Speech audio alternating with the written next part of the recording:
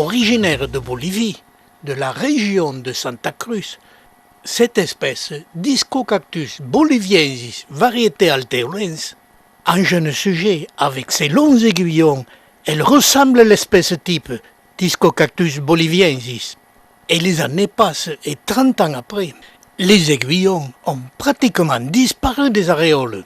Elle ne développe que quelques aiguillons mais très courts. Elle est peu connue. Elle a tendance à disparaître, que ce soit sur site ou en collection. Je vais en donner les raisons, car je la cultive depuis plus de 40 ans.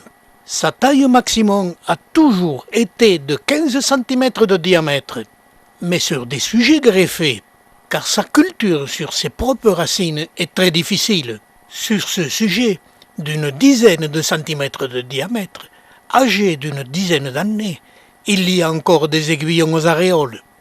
Et les aiguillons disparaissent complètement quand la plante commence la production de son céphalium. C'est là la raison de la disparition des aiguillons. Ce céphalium, pour cette espèce, reste toujours de petite dimension, de 2 à 3 cm de diamètre et autant de hauteur. Mais cela ne l'empêche pas, du mois de mai jusqu'au mois d'octobre, de développer une ou plusieurs fleurs, à peu près toutes les 3 semaines. Ces fleurs aux sépales légèrement rosés, qui deviennent très blanches lorsqu'elles s'épanouissent. Mais ces couleurs sont variables au même moment et sur le même pied. 5 cm, c'est en général la dimension du diamètre des fleurs. Mais là aussi, chaque floraison est légèrement différente. Cela est dû au temps qu'il fait.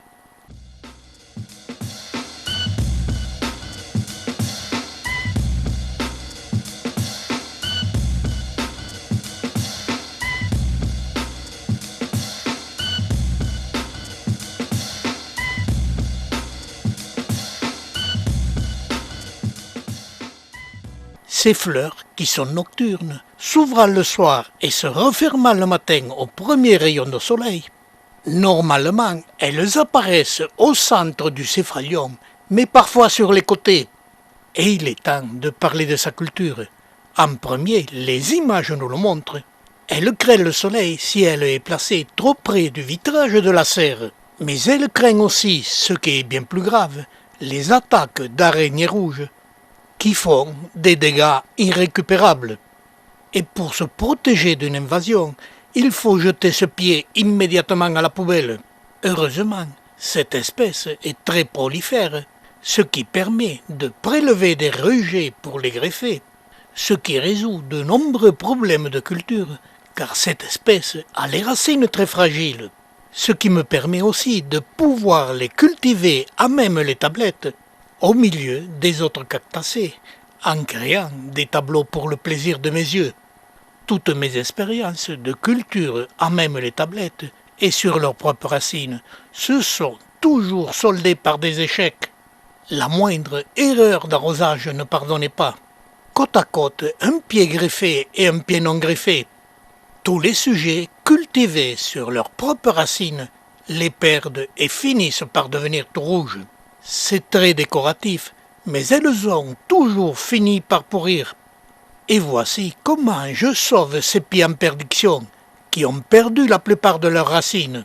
Je repique mes pieds dans des vases en suspension, placés aux endroits les plus chauds de la serre, c'est-à-dire en hauteur, où règne une température approchant les 50 degrés par des journées chaudes.